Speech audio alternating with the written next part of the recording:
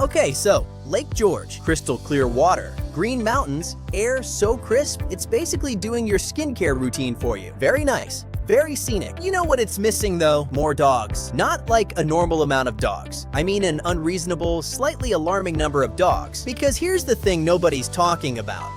Lake George might be sitting on one of the biggest opportunities in the entire region, and it has nothing to do with the lake or the mountains. It's dogs. It's just dogs. I did not expect to be this passionate about this, and yet. So, real number, I looked this up. Nearly 70% of US households own a pet. 70%. That's not have a pet, by the way.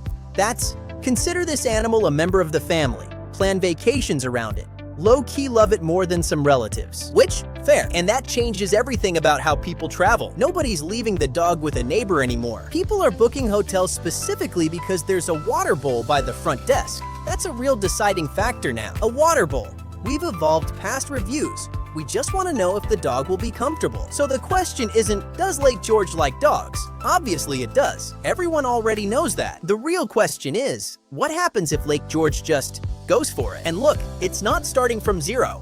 Lake George already has the bones for this. Trails, beaches, a downtown built for wandering around eating something you probably shouldn't. There's already a boutique pet shop doing genuinely good stuff. Nice toys, real ingredients, the whole deal. There's grooming salons treating every dog like it's the only appointment of the day, which emotionally is exactly what every dog believes anyway. But right now, that's the exception. That's the, oh, this one place is really good thing. Imagine if it was just every place, every hotel, every patio, every shop with a little sign that says, yes, bring them in, instead of the sign that makes you feel like a criminal for even asking. Okay, here's the part that should get actual business owners' attention. Not just people who really like their dog, which fine is also me. Pet-friendly tourism doesn't just add a little pocket change to a trip. It changes the whole shape of the local economy. Think about it.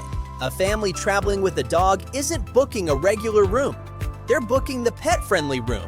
Often for more money, by the way, because apparently we'll pay a premium for our dog to also enjoy the vacation. They're eating on the dog-friendly patio. They're buying a little something from the local shop because the dog needed a new collar. The dog did not need a new collar. The dog never needs a new collar.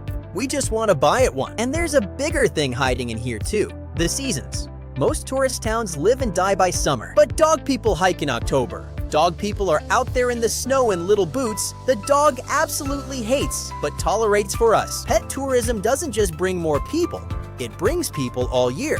That's the difference between a town that panics every September and a town that just doesn't. And where there's that much demand, there's real work. Grooming, training, boarding, vet care, hospitality jobs that didn't even exist 5 years ago. It also spins off in directions you wouldn't expect. Pet photography. Dog walking as an actual business, not just a favor for your neighbor. Whole festivals and events built around pets, which somebody has to plan, market, and staff. This isn't a side hustle industry. It's basically a whole invisible economy just waiting for someone to notice it's there. So if you're sitting there thinking, could I actually build something here? Yeah, probably. Genuinely. Grooming, training schools, boarding that's actually comfortable.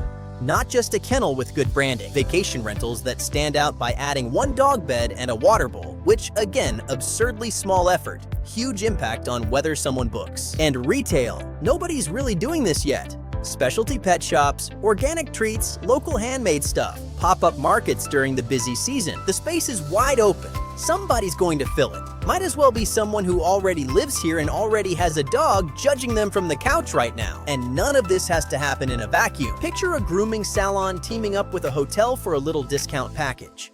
A farmer's market with a Bring Your Dog Hour. A dog costume contest that somehow becomes the single most anticipated event of the entire October calendar. More than actual Halloween. Don't ask me how that happens, it just does. Pet festivals, adoption days, agility demos that turn into a real community thing, not just a marketing stunt with a banner. That's the kind of stuff that doesn't just bring in tourists, it gives a town its whole personality. And look, none of this works if nobody hears about it. Good news though, pet content markets itself. One well-timed photo of a dog on a kayak wearing a tiny life vest, doing a face like it regrets every decision that led to this moment. That photo will outperform an entire ad campaign. That's just physics at this point. Partner with a few pet influencers, bundle a hotel stay with a guided hike and a nice meal. all with the dog included, obviously. That's how a place goes from, oh yeah, that's kinda pet-friendly, to, wait, that's the dog place. So here's where it all lands. Lake George already has the setting, the lake, the trails, the whole postcard thing going on. What it doesn't have yet is the full commitment, the businesses, the partnerships, the actual identity as the pet capital of the Adirondacks, instead of just a nice stop where dogs are tolerated. That gap is the opportunity. And honestly, for the person willing to build it, this might be one of the best moments to just go get a dog treat, walk into a bank, and figure it out.